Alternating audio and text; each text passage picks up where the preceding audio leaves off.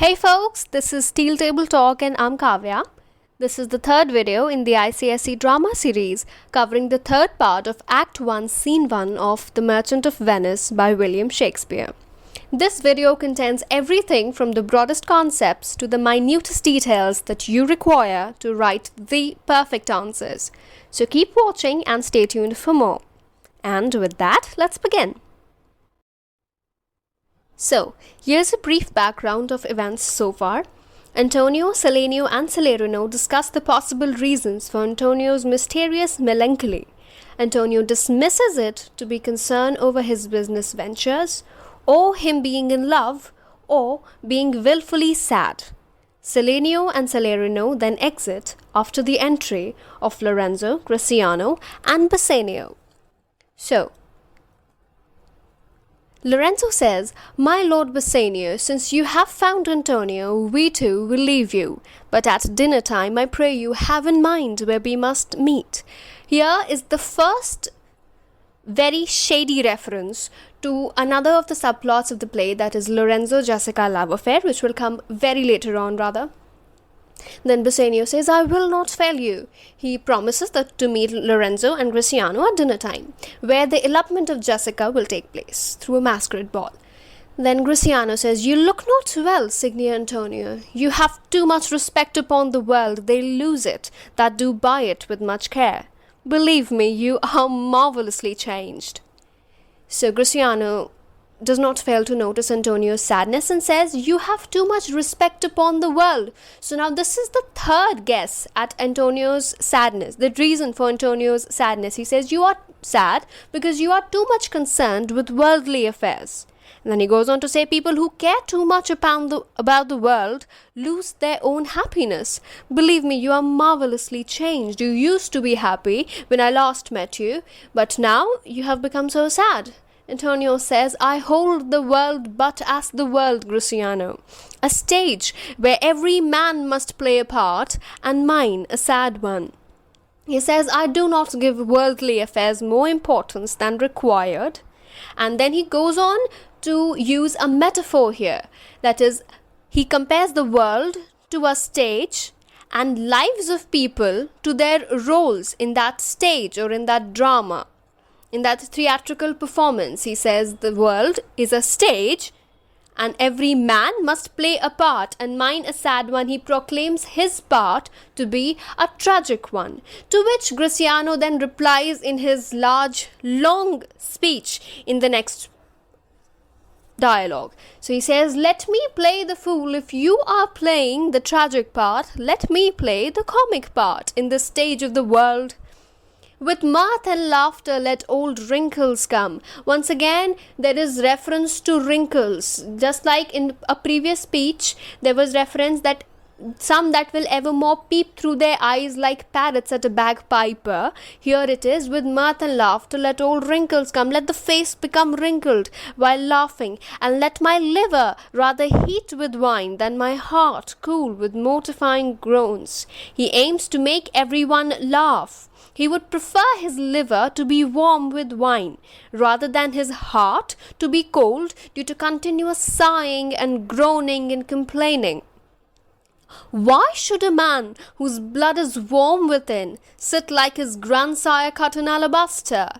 So why should a man whose blood is warm, who is young and alive and active, why should he sit like a carved statue of his grandfather? Cut in alabaster. Alabaster means stone. So he says, why should he look like a statue that is old and also dead? So here note the contrast of man whose blood is warm. Warm blood is contrasted with grandsire, that is grandfather. Warm blood being symbol of activeness and warmth and youth, whereas grandfather being symbol of old age and death. Sleep when he wakes and creep into the jaundice by being peevish. He should not be motionless during the waking hours of the day. Sleep means motionless when he wakes, when he should be waking and active and actively engaging in various pursuits of life.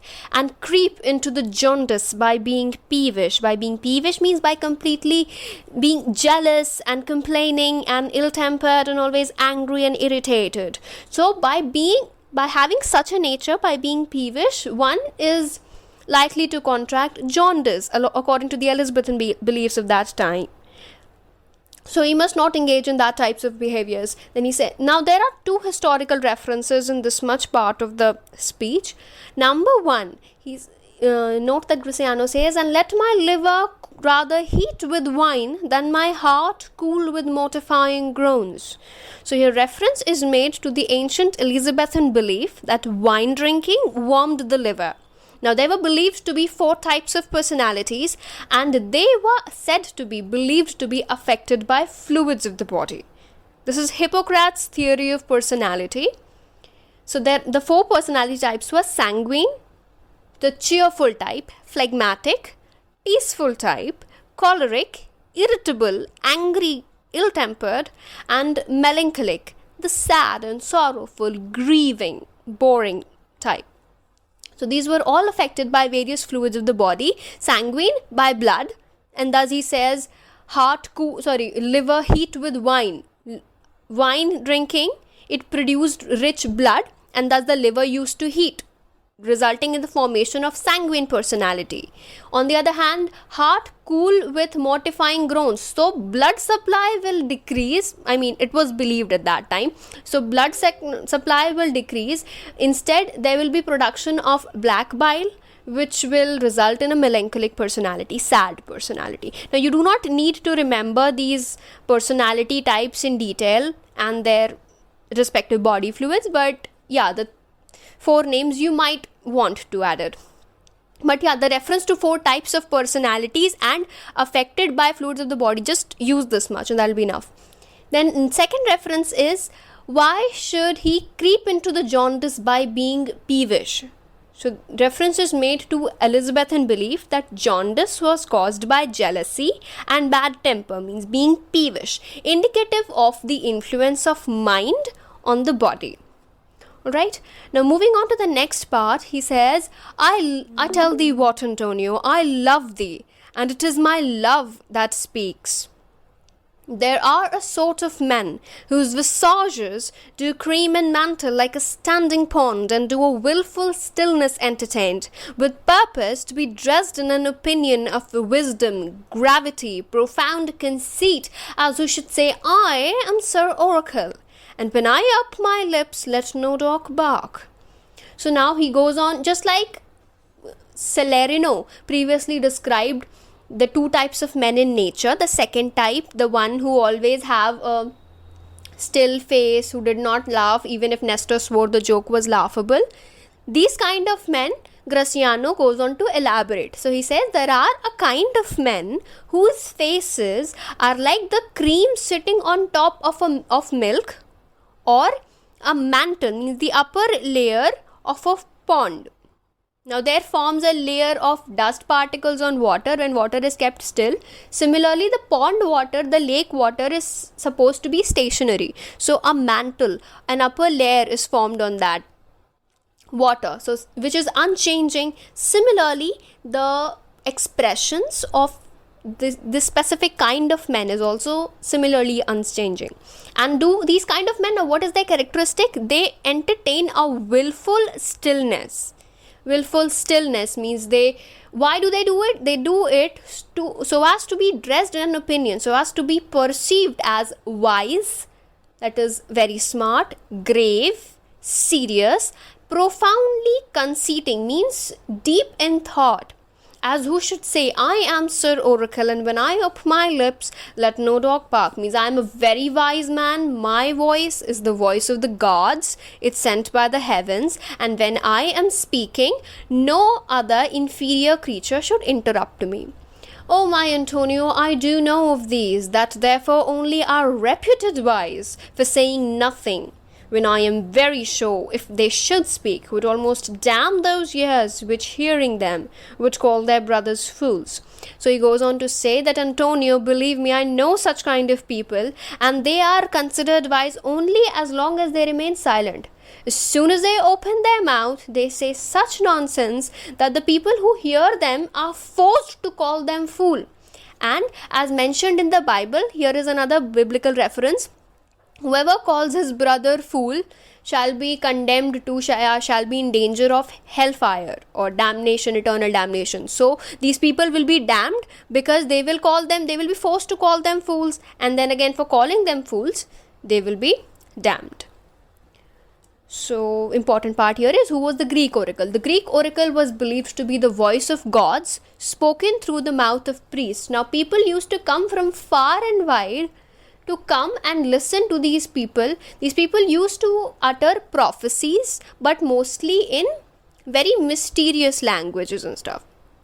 A very important and famous oracle is Oracle of Delphi. Right, let's go ahead. I'll tell thee more of this another time, but fish not with this melancholy bait for this fool gudgeon, this opinion. Come, good Lorenzo, fare ye well a while. I'll end my exhortation after dinner. Now Greciano then finally realizes that he is late for the other activities that they have planned, that is elopement of Jessica and stuff. So he says that I will end my exhortation after this dinner is over.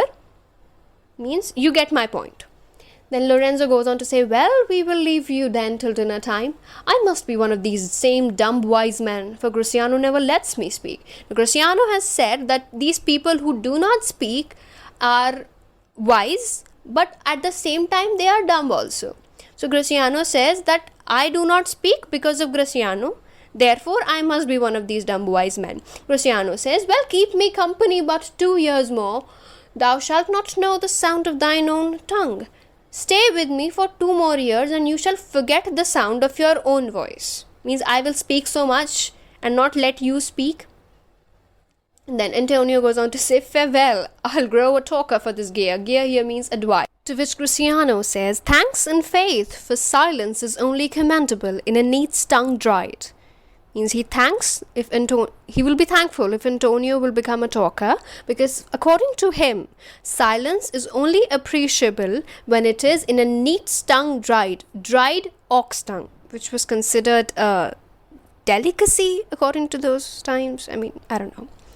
Anyways, with this, Greciano and Lorenzo leave, and the next video will contain the events that follow, that is this conversation between Bassanio and Antonio regarding Portia and Bassanio's plans to woo Portia. And that's it for one sitting. The next parts will be covered in the upcoming videos. Drop a like, hit subscribe, turn on notifications to stay informed of the next video, which will be up shortly. Stay strong, stay safe, keep faith. See ya.